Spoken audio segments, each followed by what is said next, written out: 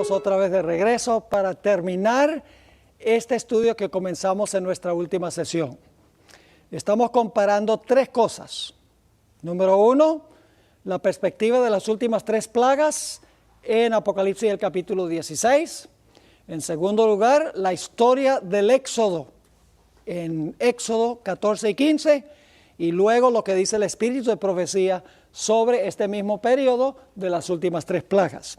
Estamos en la página 103 de nuestro sílabo, donde dice encerrados y sin escape. La ira de Faraón y de los egipcios ha aumentado hasta tal punto que están enfurecidos en contra del pueblo de Dios, porque el pueblo de Dios ha salido de Egipto y están enojados. Por lo tanto, Faraón dice, vamos tras ellos y recuperémoslos otra vez como esclavos nuestros.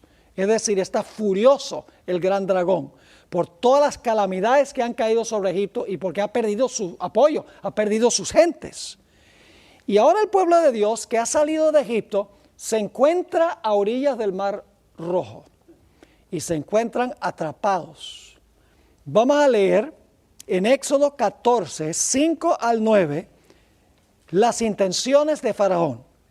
Dice, y fue dado aviso al rey de Egipto, que el pueblo huía, y el corazón de Faraón y de sus siervos se volvió contra el pueblo.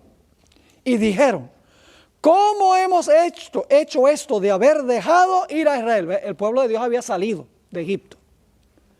¿Para que no nos sirva? Y luego dice, y unció su carro y tomó consigo su pueblo, 100 carros escogidos y todos los carros de Egipto y los capitanes sobre ellos. Y endureció Jehová el corazón de Faraón, rey de Egipto, y él siguió a los hijos de Israel. Pero los hijos de Israel habían salido con mano poderosa. Siguiéndolos pues los egipcios con toda la caballería y carros de Faraón, su gente de a caballo y todo su ejército, los alcanzaron acampados junto al mar delante de Baal-Zephón. Ahora ustedes pueden imaginarse la escena. Vienen los enemigos de Israel que han escapado de Egipto, han salido de Egipto, llamados por Moisés, por el fuerte clamor de Moisés. Y ahora están junto al Mar Rojo y están atrapados, porque el mar está al frente, en un lado hay una cordillera, atrás vienen los egipcios y en el otro lado un desierto. No había escape. Éxodo 14 y el versículo 3, Faraón dice, estos van a ser fácil presa. Vamos a recuperarlos otra vez como nuestros siervos. Los que no estén dispuestos los vamos a matar. Dice allí en Éxodo 14 y el versículo 3, porque Faraón dirá de los hijos de Israel, encerrados están en la tierra, el desierto los ha encerrado. Es decir, este pueblo no tiene escape, son fácil presa nuestra. Y el pueblo empieza a pensar que Dios los ha desamparado. Pero si ustedes leen Éxodo 14, 13 y 14, Moisés le dice, no se preocupen, que esta guerra es de Jehová. Dios va a pelear por ustedes. Esto es justificación por la fe. O sea, nosotros pensamos que justificación por la fe sencillamente significa creer en Dios y entonces Dios nos justifica. Aquí vamos a necesitar justificación por la fe. Porque en realidad, mis queridos hermanos y hermanas, cuando llegue este momento, nosotros vamos a saber que nuestro único escape, nuestra única esperanza de salvación física será si Dios interviene, confiar en Dios. Eso es justificación por la fe. Ahora, están encerrados, dice Faraón. La hermana White en la página 104 del sílabo tiene esta cita, Patriarcas y Profetas, página 289. Los hebreos estaban acampados junto al mar, cuyas aguas presentaban una barrera aparentemente infranqueable ante ellos, mientras que por el sur una montaña escabrosa obstruía su avance. ¿Cuál era el gran obstáculo para el escape del pueblo de Dios? El mar, dice ella. Era una barrera aparentemente que infranqueable. Así que parecía que iban a perecer, pero ahora de repente cae una plaga de oscuridad. Vamos a leerlo. Éxodo 14, 19 y 20. Dice, y el ángel de Dios que iba delante del campamento de Israel se apartó e iba en pos de ellos. Y asimismo la columna de nube que iba delante de ellos se apartó y se puso a sus espaldas. Saben que la columna de fuego y nube iba delante de ellos. Esto dice que la columna de nube y fuego subió por encima de sus cabezas, se interpuso entre ellos y los egipcios. Sigue diciendo en el versículo 20, e iba entre el campamento de los egipcios y el campamento de Israel, y ahora escuchen, y era nube y tinieblas para aquellos, y alumbraba a Israel. Y en toda aquella noche no se acercaron los unos a los otros. Una plaga de oscuridad sobre los egipcios, pero sobre el pueblo de Dios, luz. Recuerden eso. Esa es la quinta plaga. Ahora, la sexta plaga, el secamiento de las aguas. Mientras las aguas estaban unidas, el pueblo de Dios estaba en peligro. Pero si de alguna manera las aguas se secaban, habría un escape para el pueblo de Dios. ¿Están captando el paralelo con la sexta plaga? Secamiento. En Éxodo 14, 21 dice, y extendió Moisés su mano sobre el mar, e hizo Jehová que el mar se retirase por recio viento oriental toda aquella noche. Y volvió el mar en ¿qué? En seco. Y las aguas quedaron divididas. Recuerden que leímos en Apocalipsis 16 que dice que Babilonia se dividió en tres partes. Antes Babilonia estaba unida. Y aquí dice divididas y también dice que el agua se... Qué interesante. Sigue diciendo, entonces los hijos de Israel entraron por el medio del mar. ¿Se preparó un camino, sí o no? Sí. Dice, entraron por el medio del mar en seco, teniendo las aguas como muro a su derecha y a su izquierda. Pero la historia no termina ahí. Porque después que las aguas se secaron, ahora las aguas están ayudando a ¿quiénes? A Israel. Él pueda escapar. Pero no solamente se secan las aguas, sino que ahora las aguas van a hacer algo espectacular. Las aguas, después de quitarle su apoyo a los egipcios y proveer un camino para el pueblo de Dios, ahora las aguas enfurecidas van a caer sobre los egipcios para aniquilarlos. ¿Están entendiendo? Vamos a leerlo. Éxodo 14, 26 al 28. Y Jehová dijo a Moisés, extiende tu mano sobre el mar, para que las aguas vuelvan sobre los egipcios, sobre sus carros y sobre su caballería. Entonces Moisés extendió su mano sobre el mar, y cuando amanecía, ¿cuándo fue que pasó esto? Cuando se levantaba el sol. ¿Recuerdan los reyes que vienen de donde se levanta el sol? Cuando se levantaba el sol, el mar se volvió en toda su fuerza. Y los egipcios al huir se encontraban con el mar. Y Jehová derribó a los egipcios en medio del mar. Y volvieron las aguas y cubrieron los carros y la caballería. Y todo el ejército de Faraón que había entrado tras ellos en el mar, no quedó de ellos ni uno. ¿Qué pasó con las aguas? Se secaron. ¿Y luego qué hicieron las aguas? Ahogaron a los egipcios. Ahora, ¿qué representan las aguas simbólicamente? Porque ese es el panorama literal. Pero en Apocalipsis lo que es literal es simbólico. Y lo que fue local ahí en el Mar Rojo es global. Ahora, fíjense Apocalipsis, Isaías 17, 12. Ya leímos esto, pero vamos a leerlo de nuevo. Hay multitud de muchos pueblos que harán ruido como estruendo del mar, y murmullo de naciones que harán alboroto como bramido de muchas aguas. ¿Qué hacen las aguas? Braman, se airan. Dice, los pueblos harán estrépito como de ruido de muchas aguas, pero Dios los reprenderá y huirán lejos. Serán ahuyentados como pasó en el Mar Rojo. Solo que aquí las aguas representan ¿qué? Las naciones que quieren atacar al pueblo de Dios. Dice, serán ahuyentados como el tamo de los montes delante del viento y como el polvo delante del torbellino. En Éxodo 14, 21 dice, y extendió Moisés su mano sobre el mar, e hizo Jehová que el mar se retirase por recio viento oriental toda aquella noche. Y volvió el mar ¿en qué? En seco, y las aguas quedaron divididas. Las dos palabras claves que encontramos en la sexta plaga del libro de Apocalipsis. Al final de la historia no es un mar literal que se va a secar.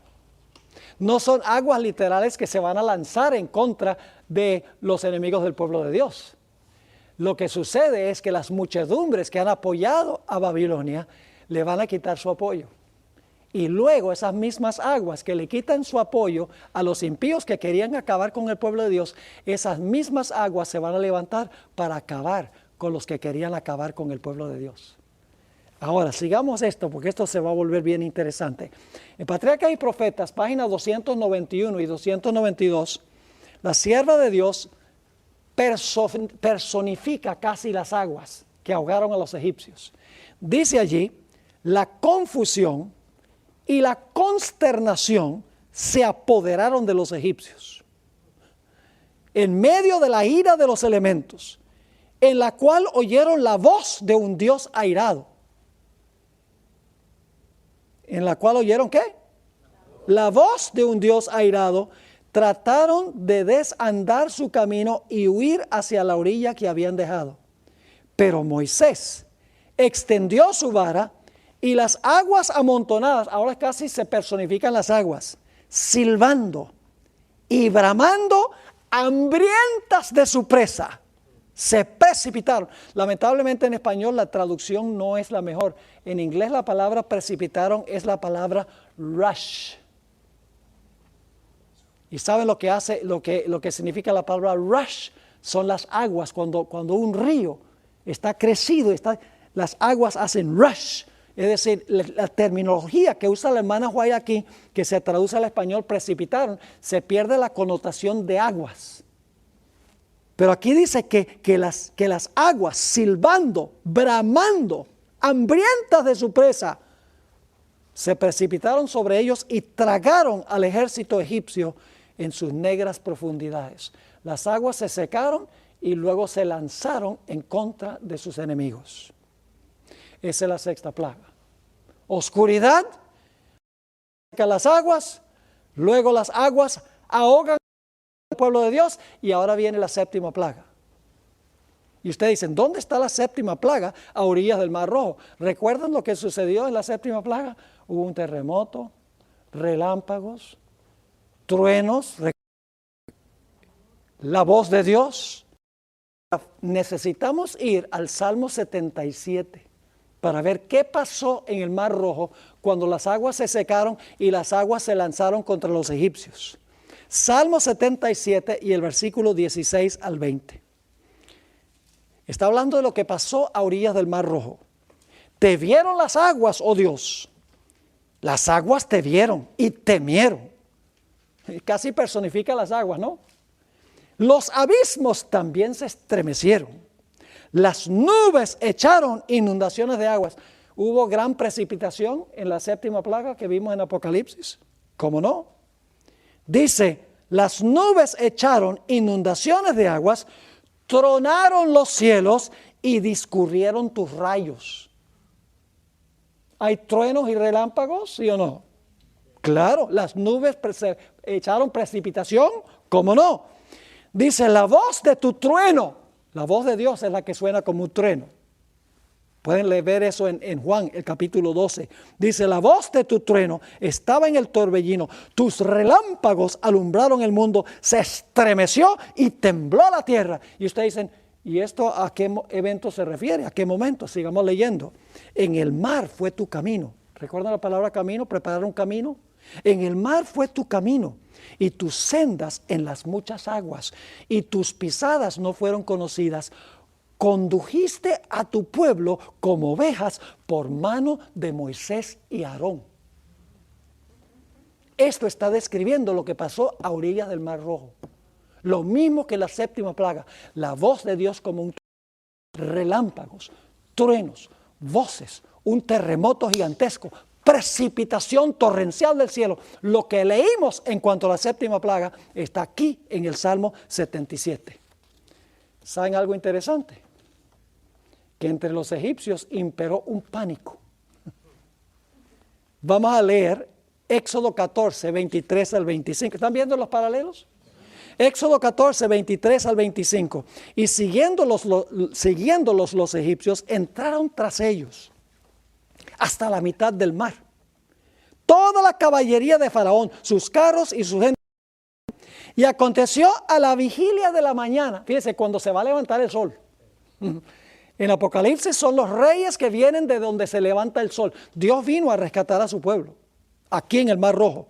Dice, aconteció a la vigilia de la mañana que Jehová miró el campamento de los egipcios desde la columna de fuego y nube y trastornó el campamento de los egipcios y quitó las ruedas de sus carros y los trastornó gravemente. Ahora se confunden, ¿sí o no? Están todos confundidos. Entonces los egipcios dijeron, huyamos de delante de Israel, porque Jehová pelea por ellos contra los egipcios. Cuando dice que la batalla de Armagedón es la batalla del gran Dios todopoderoso. Algunos que interpretan las profecías, no en la iglesia adventista, sino otros cristianos, dicen que la batalla de Armagedón es cuando Cristo esté viniendo en las nubes, los impíos les están tirando cohetes para impedir la segunda venida. Ese no es el panorama. El panorama es que al pelear contra el pueblo de Dios, están peleando contra el Dios del pueblo. Es una lucha contra Dios en la persona de su pueblo. Y cuando los egipcios se metieron con el pueblo, Dios dijo, se están metiendo conmigo. Por eso es tan importante el pacto. Éxodo 14, 17 y 18. ¿Para quién era la gloria aquí? ¿Para Israel? La gloria es nuestra, nosotros confiamos en el Señor. No, fíjense lo que dice. He aquí, yo endureceré el corazón de los egipcios para que los sigan. Y yo me glorificaré en Faraón y en todo su ejército, en sus carros y en su caballería. Y sabrán los egipcios que yo soy Jehová, cuando me glorifique en Faraón, en sus carros y en su gente de a caballo. ¿Para quién era la gloria de esta liberación? La gloria era para Dios. Al luchar contra el pueblo de Dios, estaban luchando contra el Dios del pueblo. Y ese es un concepto del pacto. Como el pueblo de Dios ha hecho un pacto con Dios, Dios dice, yo hice un pacto con mi pueblo y yo tengo que protegerlos. Porque si ellos hicieron pacto conmigo, yo tengo que protegerlos a ellos para cumplir mi lado del pacto. Ustedes conocen la historia de cuando Saulo de Tarso iba en camino a Damasco para perseguir a algunos cristianos. Cuando estaba andando, una luz deslumbrante lo tumbó al suelo y la voz dijo, Saulo, Saulo, ¿por qué me persigues? Y Saulo está escuchando esta voz del cielo y dice, bueno, sí, yo no sabía que Damasco quedaba para arriba. Bueno, no pensó eso. Pero Damasco no, Damasco estaba enfrente de él. Yo me he quedado en el lugar donde se cree que sucedió esto. En el 2001, en mayo, hice un viaje, una gira de predicación por el Líbano, Siria y Jordania. Y nos quedamos ahí en el lugar donde se cree que pasó esto. No se sabe a ciencia cierta, pero por lo menos queda cerca de Damasco. Hubiera sido el camino por donde transitó Saulo. Y entonces Saulo dice, pero ¿quién eres tú para saber a quién estoy persiguiendo? Jesús dice, yo soy Jesús de Nazaret, a quien tú persigues. Al perseguir al pueblo, está persiguiendo a Jesús. Esa es la guerra final. No es una guerra directa contra Dios, sino una guerra contra Dios en la persona de su pueblo. En cuanto lo hicisteis a uno de estos mis hermanos más pequeñitos, a mí lo hicisteis, dice Jesús en Mateo el capítulo 25. Hay 4 ilustraciones que yo tengo aquí en la nota en la página 106 que nos ayudan a entender esto. En la antigüedad, un rey grande a veces hacía un pacto, o un rey pequeño hacía un pacto con un rey grande, con un rey más poderoso. Cuando el rey menor hacía un pacto con el rey mayor, el rey menor decía, mira, yo prometo obedecerte como mi soberano, pero tú te comprometes a protegerme. Pues esa es la relación de Dios con su pueblo, el pacto. El pueblo dice, mira, Señor, yo te voy a obedecer a ti, pero tú te encargas de protegerme. Y el que guerrea en contra, en la antigüedad, cuando alguna nación venía y guerreaba con el rey menor, ¿quién se metía a la pelea? El rey mayor, porque había un pacto. Se puede conocer esto por la relación entre un pastor y sus ovejas. David es el ejemplo primordial. ¿Qué pasaba cuando venía un oso para comerse una de las ovejas de David? David decía, allá la oveja, yo me voy de aquí, porque de pronto me mata a mí también. No, cuando el león o el oso quería comerse la oveja, se estaba metiendo ¿con quién? Con David. Jesús es el pastor y somos sus ovejas. Y el que quiere destruir sus ovejas está tocando al pastor. Otra forma de ilustrarlo es la relación entre un esposo y una esposa. ¿Qué pasa si una persona está maltratando a la esposa de uno? Decir, bueno, esa es mi esposa, no soy yo. No, señor. ¿Qué hace el esposo? El esposo de Eva. No te metas con ella. Esa es mi esposa, somos una carne. Si tú te metes con ella, te estás metiendo conmigo. ¿Le está quedando claro? La iglesia es el cuerpo y Cristo es la cabeza. El que toca el cuerpo, toca también la cabeza. Así que cuando hacemos un pacto con el Señor se compromete a proteger a su pueblo. Eso es lo que está pasando ahí en el Mar Rojo y lo que va a pasar al final de la historia.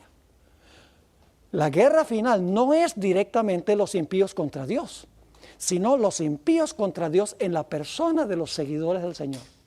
Las aguas que son de los malignos contra el pueblo de Dios que va a pasar por las aguas. Y ahora lo interesante es que después que el pueblo de Dios pasa por ese camino donde Dios vino a rescatarlos, Dios le preparó el camino para el escape, llegan al otro lado, las aguas se tragaron a sus enemigos, después de haberse secado las aguas, en Éxodo 15, el cántico de Moisés.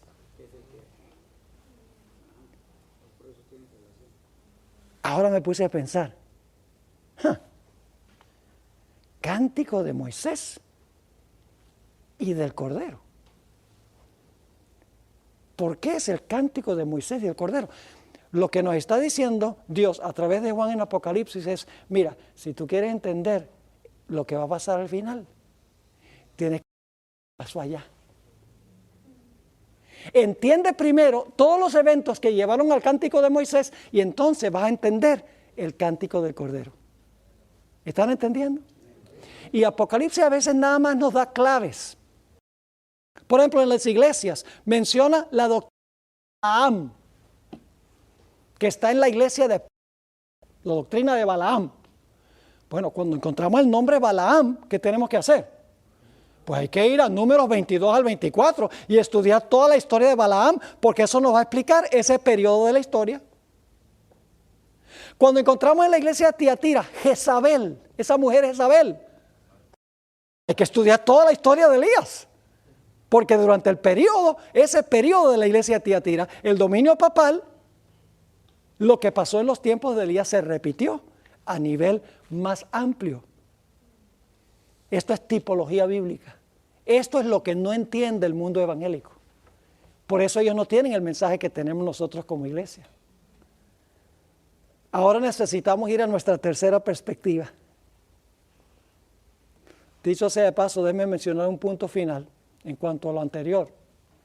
Después que cantaron el cántico de Moisés, Dios los llevó, según Éxodo 15, 17 y 18, al monte de su heredad. Los llevó a su hogar, a Jerusalén, al monte de Sión. Yo pregunto, ¿qué va a pasar al final después que el pueblo de Dios cante el cántico de Moisés y del Cordero? Dios los va a llevar al monte de su santidad, porque los 144,000 están parados sobre el monte de Sión, y el pueblo de Dios habitará en la ciudad de Jerusalén. Ahora, en la próxima sección, no voy a detenerme en la próxima sección mucho. Quiero compartir con ustedes la clave para conseguir en los escritos de la hermana White. ¿Qué tiene que decir la hermana White sobre algo cuando no cita los versículos? Ustedes pueden buscar en el Conflicto de los Siglos. La hermana White no cita ningún versículo que tiene que ver con la quinta y la sexta plaga. Séptima sí, pero la quinta y la sexta plaga, la hermana White, aparentemente no cita los versículos. Y por lo tanto algunos dicen, bueno, la hermana White no tuvo mucho que decir en cuanto a la quinta y la sexta plaga. Sí tuvo mucho que decir en cuanto a esas plagas, pero no usa los versículos, sino que los interpreta. ¿Recuerdan lo que hicimos con los ancianos? Cuando estudiamos sobre los ancianos. Hay uno sentado sobre el trono. ¿Se identifica ese personaje en Apocalipsis? ¿Lo identifica la hermana White? El Padre. Mencionamos que en Apocalipsis 4 y 5 hay 4 seres vivientes. Simbólico, lenguaje simbólico. La hermana White dice querubines y serafines. No cita los versículos. En Apocalipsis 4 y 5 aparecen los 24 ancianos. ¿Sabe que la hermana White nunca en todos sus escritos menciona 24 ancianos? ¿Tuvo nada que decir? Claro que sí. Lo que hace es tomar el símbolo y lo interpreta. Los representantes de los mundos que nunca pecaron. Ya lo leímos. Los 7 candeleros, ella en el Hechos del Apóstol dice el Espíritu Santo. El Cordero como inmolado. Ella no dice que Jesús llegó como Cordero inmolado. Dice que llegó con las heridas en sus manos, en sus pies, en su costado y en su sien. Está interpretando con lenguaje nuestro lo que significan los símbolos. Pero como no cita los versículos, algunos dicen, la hermana White no tuvo nada que decir en cuanto a eso. Lo que hay que hacer es buscar detrás de la interpretación, los versículos que está interpretando. ¿Me están entendiendo? Ahora, con eso en mente, vamos a la página 109. A la página 109, porque las páginas anteriores yo vuelvo a hablar otra vez de los ancianos y cómo determinar lo que la hermana White tuvo que decir en cuanto a algo cuando uno cita los versículos. Ahora, eventos que preceden a la quinta y la sexta plaga. Lo voy a mencionar rápidamente. Yo pregunto, ¿el pueblo de Dios para ese tiempo estará en cruel servidumbre? ¿Habrán perdido su libertad? ¿Algunos estarán en la cárcel, huyendo a los montes? Escuchen esta cita. Estamos ahora mirando la perspectiva de la hermana White. Conflicto de los siglos 671. Pero muchos seres humanos de todas las naciones y de todas clases, grandes y pequeños, ricos y pobres, negros y blancos, serán arrojados en la más injusta y cruel servidumbre. Lo mismo que sucedió en los días de Israel. Sí, pero esto es a nivel de ¿qué? A nivel de todo el mundo. Y ya no es con Israel literal, es con todo el pueblo de Dios, dice ella, de toda nación. Sigue diciendo, los amados de Dios pasarán días penosos, encadenados, encerrados en cárceles, sentenciados a muerte, algunos abandonados adrede para morir de hambre y de sed en sombríos y repugnantes calabozos. Ningún oído humano escuchará sus lamentos, ninguna mano humana se aprontará a socorrerlos. Una condición parecida a la condición en la cual se encontraba Israel. Al igual que en los días de Israel, la ira de los impíos aumentará cada vez más por los desastres que hay en la naturaleza. Lo mismo sucedió en los días de Elías, cuando Acab acusó a Elías de causar las calamidades que estaban sucediendo en la sociedad. Dice la sierva del Señor en cuanto a estas calamidades, ¿y por qué Satanás va a causar estas calamidades? En Egipto estas calamidades vinieron para poder culpar al pueblo de Dios. Lo mismo va a pasar al final de la historia. Dice la sierva del Señor en el Conflicto de los Siglos, páginas 646 y 647, Al par que se hace pasar ante los hijos de los hombres como un gran médico que puede curar todas sus enfermedades, Satanás producirá enfermedades y desastres, al punto que ciudades populosas serán reducidas a ruinas y desolación. Eso no lo hemos visto todavía, pero eso viene. Y finalmente le van a decir, ¿por qué está pasando todo esto? Porque no se guarda el domingo. Y todavía las cosas van a ir peor. Y van a decir, bueno, estamos guardando el domingo, ¿y por qué las cosas peor? Porque hay un grupito que no está obedeciendo. A eso viene. Sigue diciendo, ahora mismo está obrando. Ejerce su poder en todos los lugares y bajo mil formas, en las desgracias y calamidades de mar y tierra, en las grandes conflagraciones, guerras, en los tremendos huracanes, en las terribles tempestades de granizo, en las inundaciones, en los ciclones, en las mareas extraordinarias y en los terremotos. ¿Estamos viendo todo eso hoy? Destruye las mieses casi maduras y a ellos siguen la hambruna y la angustia. Propaga por el aire emanaciones mefíticas, es decir, venenosas, y miles de seres perecen en la pestilencia.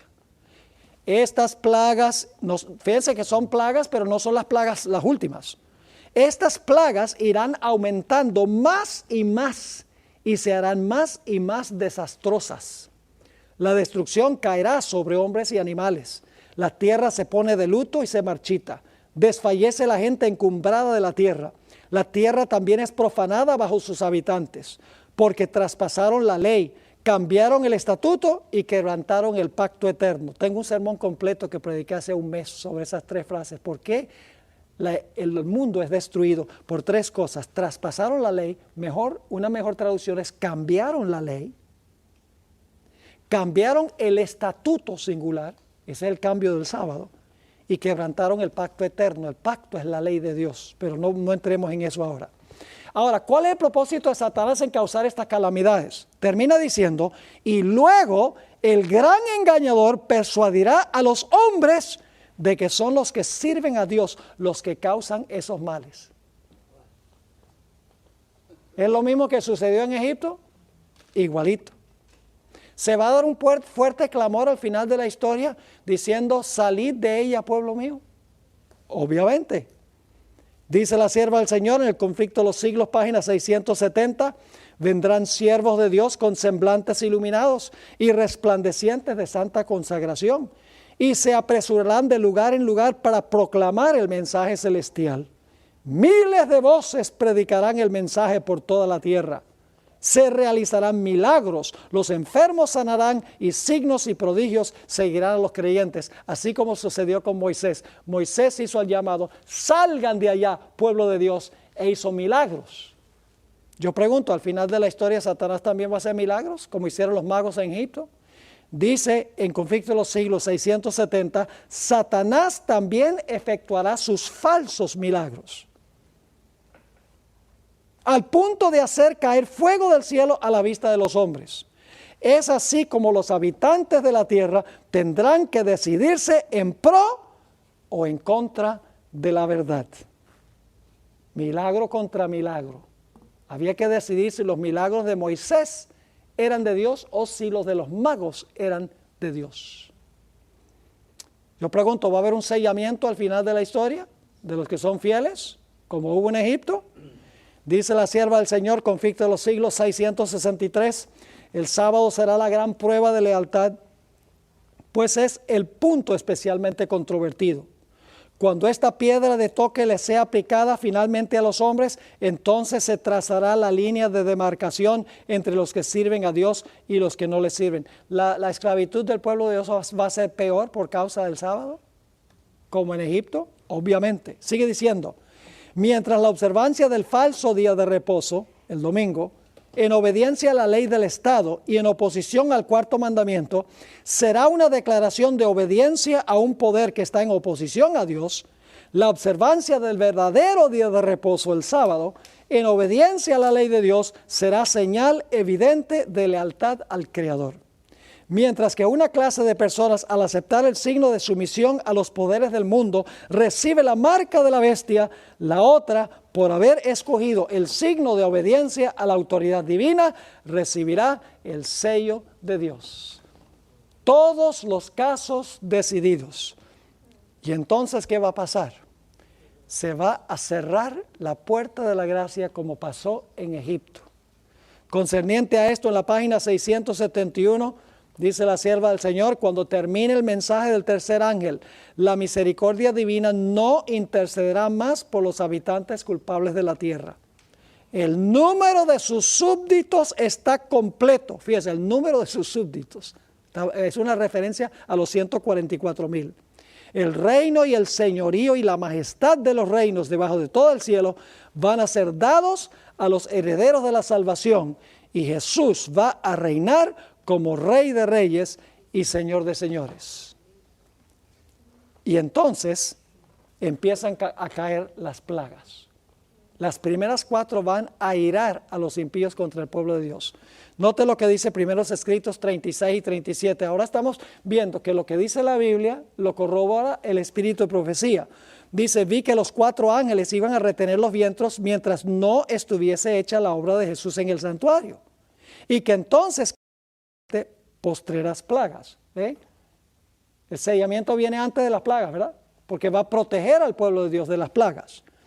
Ahora, fíjense lo que dice aquí. ¿Qué hicieron las plagas? Estas que enfurecieron a los malvados contra los justos, pues los primeros pensaron que habíamos atraído los juicios de Dios sobre ellos, y que si podían raernos de la tierra, las plagas se detendrían. Se promulgó un decreto para matar a los santos. Y esto sucede después de la segunda plaga. No tenemos tiempo de entrar en eso. Tal vez en la sesión de preguntas y respuestas podemos ampliar ese punto.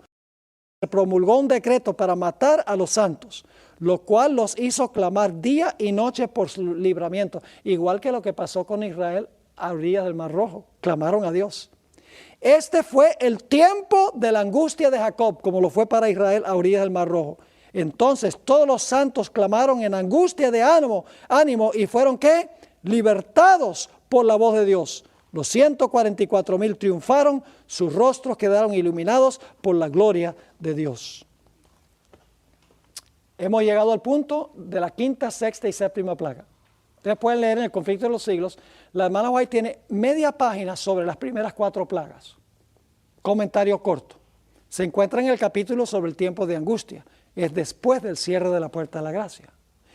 Pero luego la hermana White, aparentemente la 5ª y la 6ª plaga no cita ningún versículo. ¿Será que la hermana White no tuvo nada que decir de la plaga número 5 y la 6, nada más porque no menciona los versículos? ¿O será que ella interpreta los versículos y hay que buscar, hay que cuadrar la interpretación con los versículos? Vamos a verlo. Ahora vamos al pie de la página 111, al pie de la página 111. Dice allí: cuando los que honran la ley de Dios hayan sido privados de la protección de las leyes humanas, empezará en varios países un movimiento simultáneo para destruirlos. Similar a Faraón viniendo con sus ejércitos para atacar a Israel.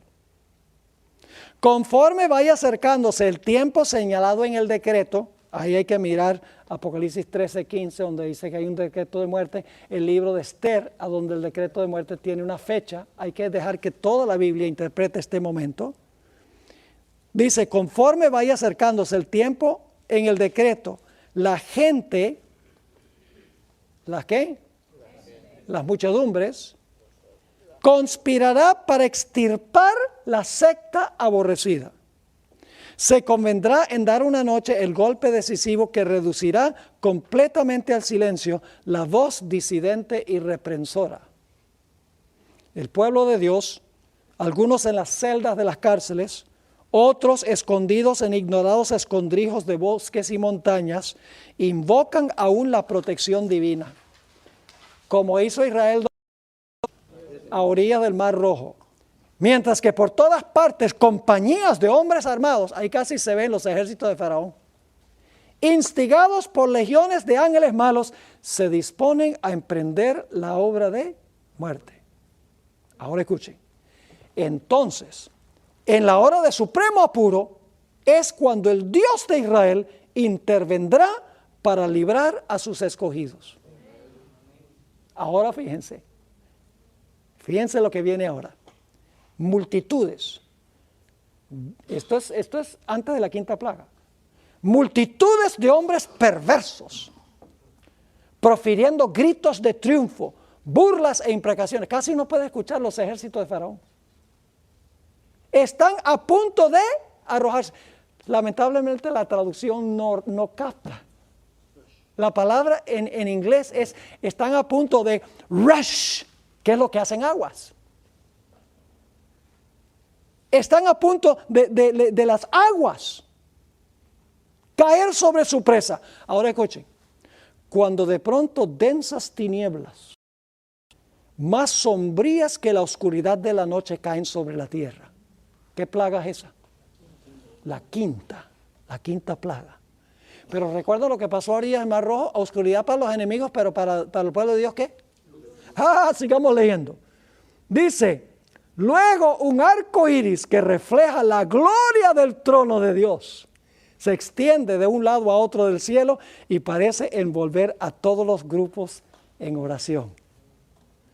Tinieblas para los impíos, luz para el pueblo de Dios. Ahora fíjense cuál es el próximo evento. Las multitudes. Simbólicamente, ¿qué son las multitudes? Las aguas. Las multitudes encolerizadas se sienten contenidas en el acto. ¿Qué plaga es esa? Las multitudes a las aguas se sienten ¿qué? Contenidas. Las aguas se han ¿qué? Se han secado. Dice, las multitudes encolerizadas se sienten contenidas en el acto.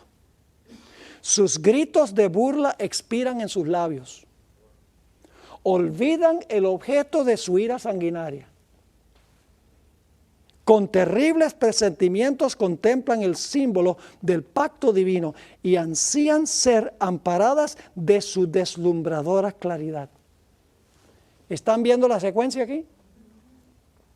Oscuridad para los impíos, luz para el pueblo de Dios.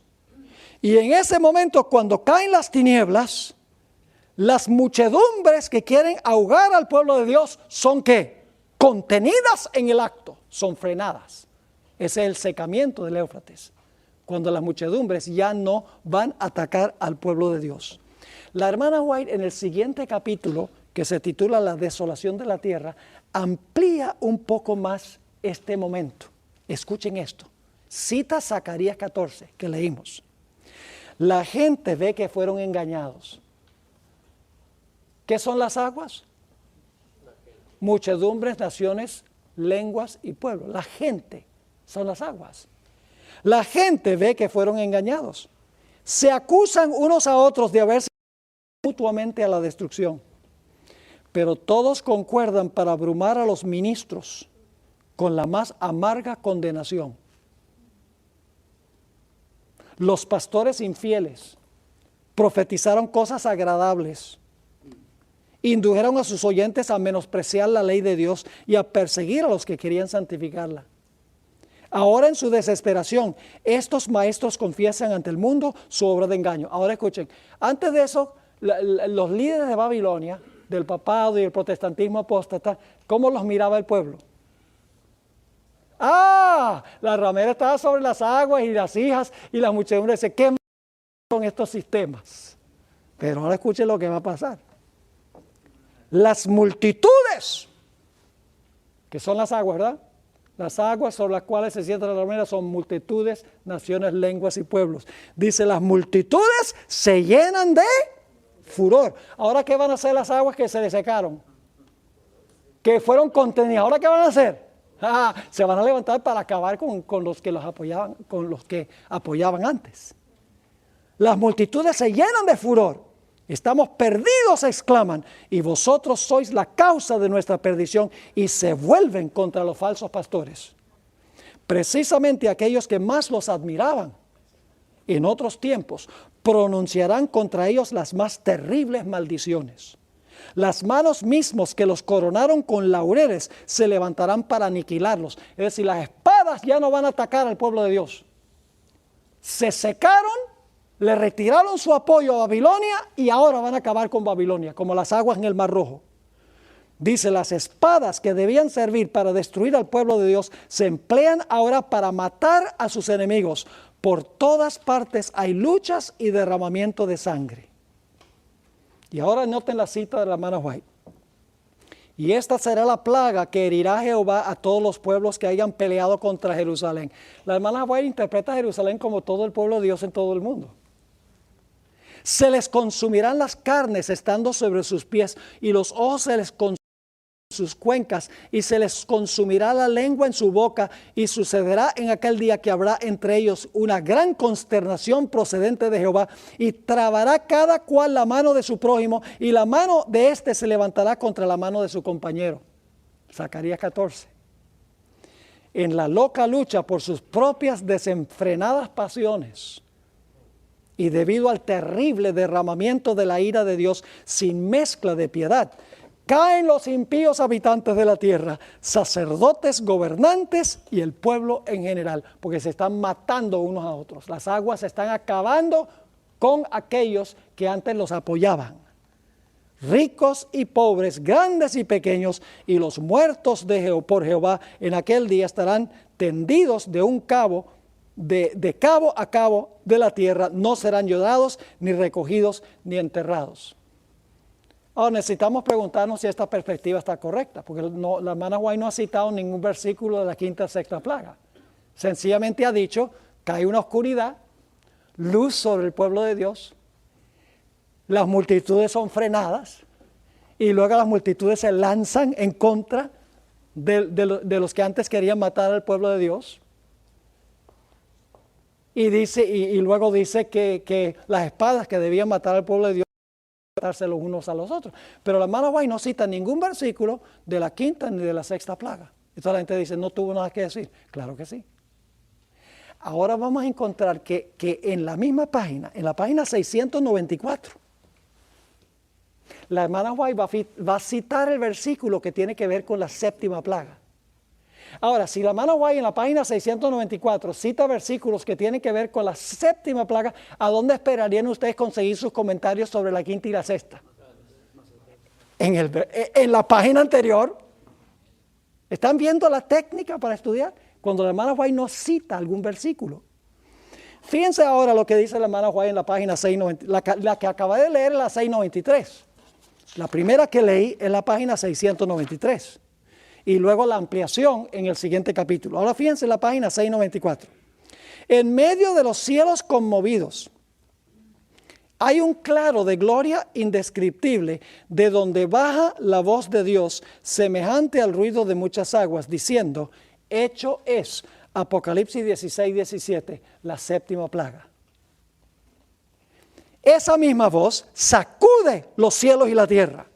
Sigue un gran terremoto, cual no fue jamás desde que los hombres han estado sobre la tierra. Esos versículos describen la séptima plaga de Apocalipsis. El firmamento parece abrirse y cerrarse.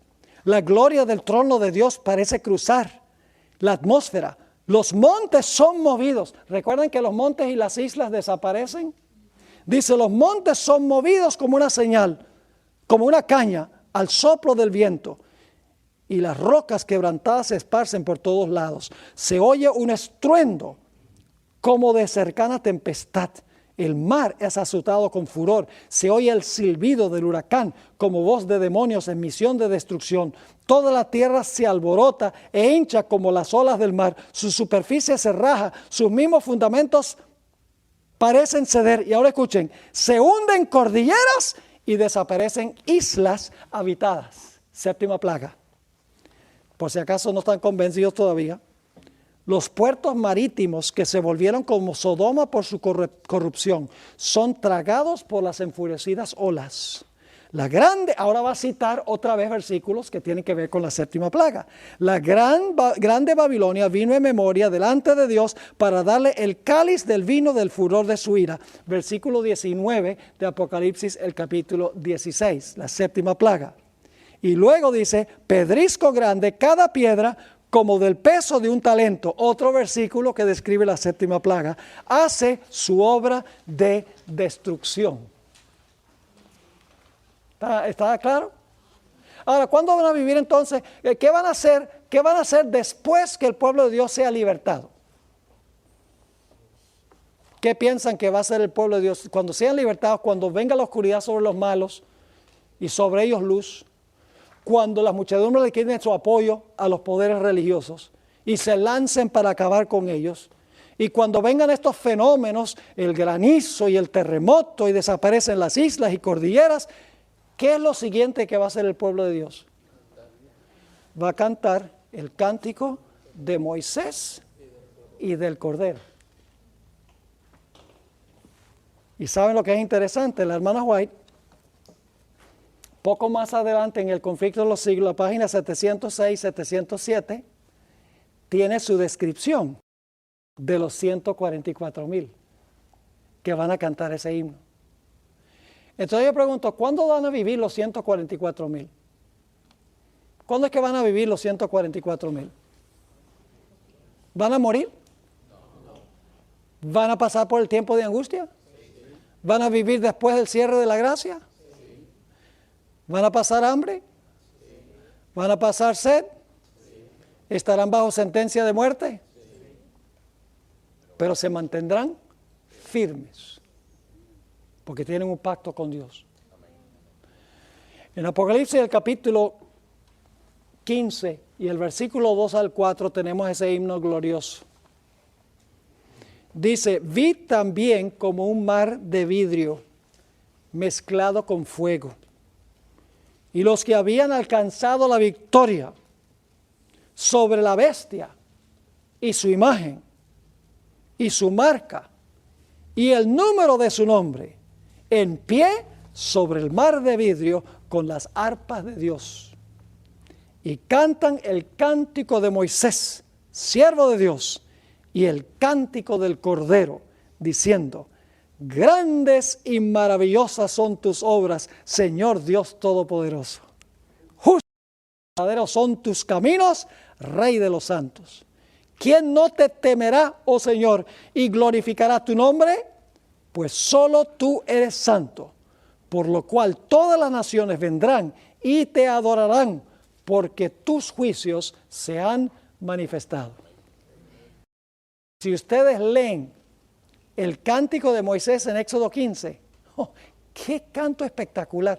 Y escuchen bien, de Egipto salieron 1,000,000 de hombres, no contando mujeres y niños. ¿Pueden ustedes imaginarse cómo habrá sido cantar de Éxodo 15? 1,000,000 de voces. Eso es si no se unieron las mujeres y los niños. Tiene que haber retumbado hasta las fronteras casi de Canaán. Ese himno de la victoria del pueblo de Dios sobre sus enemigos. Cántico de Moisés. ¿Y cómo va a ser el cántico del Cordero? De Moisés y del Cordero. Va a ser una liberación mucho más espectacular. Porque la liberación de Israel fue un pueblo al lado de un mar en cierta localidad geográfica. Pero al final de la historia, la liberación será de todo el pueblo de Dios, reunido en todo el planeta, el Israel espiritual de Dios, libertado por Dios en todos los sitios del planeta. Qué gloriosa será la liberación del pueblo de Dios. No tenemos que temer nada. Aunque ande en valle de sombra de muerte, no temeré mal alguno, porque tú estarás conmigo. ¿Saben ustedes cuál es el salmo de la tribulación? El gran salmo de la tribulación es el Salmo 91. Una hermana me estaba preguntando durante el interludio que si las primeras plagas iban a caer sobre el pueblo de Dios. La respuesta es no. Ninguna plaga va a caer sobre el pueblo de Dios. Las 7 postreras plagas van a tocar al pueblo de Dios. Porque en el Salmo 91, que es el Salmo de la tribulación, que la sierva de Dios dice que sería bueno memorizar ese Salmo, el Salmo 91, dice en el versículo 10, no te sobrevendrá mal, ni plaga tocará tu morada. Es la promesa de Dios. Ahora, el pueblo de Dios sí va a sufrir. El tiempo de angustia va a ser el peor tiempo de angustia que jamás se haya visto en la historia del mundo. Creo que ninguno de nosotros tenemos la fe necesaria para pasar por ese periodo, porque estamos viviendo demasiado cómodos. Tenemos todo, tenemos ropa y tenemos comida y tenemos agua. Bueno, menos en Cuba que aquí, pero por lo menos tenemos lo necesario para vivir. ¿Verdad que sí? Y entonces como que nos conformamos, como que decimos, bueno, todo sigue como desde el principio. Y no nos damos cuenta que las señales del mundo indican que este mundo no puede durar mucho más tiempo. Y que no debemos estar acaparando y guardando para nosotros, sino que debemos estar con un espíritu de sacrificio invirtiendo en la causa de Dios. Invirtiendo todo lo que somos y todo lo que tenemos. Invirtiendo no solo nuestros recursos económicos, esos son importantes, pero invirtiendo nuestro tiempo en la causa del Señor. Invirtiendo nuestros talentos, nuestras fuerzas, nuestra salud. Invertir todo lo que nosotros tenemos y todo lo que nosotros somos en la causa de Dios. Y aprender a confiar en Dios. Y cuando vienen dificultades y problemas y vicisitudes, a veces es nuestra tendencia a quejarnos y a perder la fe y decir, ¿por qué es que Dios me está haciendo esto? Mire, si nosotros no pasamos las pruebas pequeñas que vienen ahora, ¿qué nos hace pensar que vamos a pasar por las pruebas grandes? Lo que estamos pasando no es nada comparado con lo que viene. Las pruebas de hoy en día son permitidas por Dios para que nuestra fe crezca, para que nuestra confianza en Él crezca, para que cuando vengan las crisis grandes, el pueblo de Dios pueda permanecer firme. El Señor Jesucristo una vez declaró, el que es fiel en lo poco, en lo mucho será fiel. Y el que es infiel en lo poco, en lo mucho será infiel. Es un principio de la vida. Y yo mencionaba esta mañana en mi sermón, que algunos miembros de la iglesia dicen, a mí no me alcanza el dinero para devolver el diezmo, yo le devuelvo a Dios lo que puedo. Tal vez no me alcanza sino un 8%. Entonces, si le da un 8%, entonces es un 2% al ladrón. Porque la Biblia aquí dice que es 10%. Y esa misma gente dice, no me alcanza para diezmar, pero cuando lo tenga que entregar todo por el Señor, en un momento se lo entrego. ¿Qué le hace pensar que si no le entrega el 10% después le va a entregar todo? No, Señor. Es en la fidelidad que mostramos ahora, en los pequeños deberes de la vida, que estamos preparándonos para pasar por las pruebas grandes. Así que, mis queridos hermanos y hermanas, en conclusión, miramos hasta este tiempo y decimos, va a ser un tiempo terrible. Desarrollemos la fe necesaria para que podamos pasar victoriosamente por esta crisis cuando sobrevenga y mantenernos fieles al Señor hasta el fin.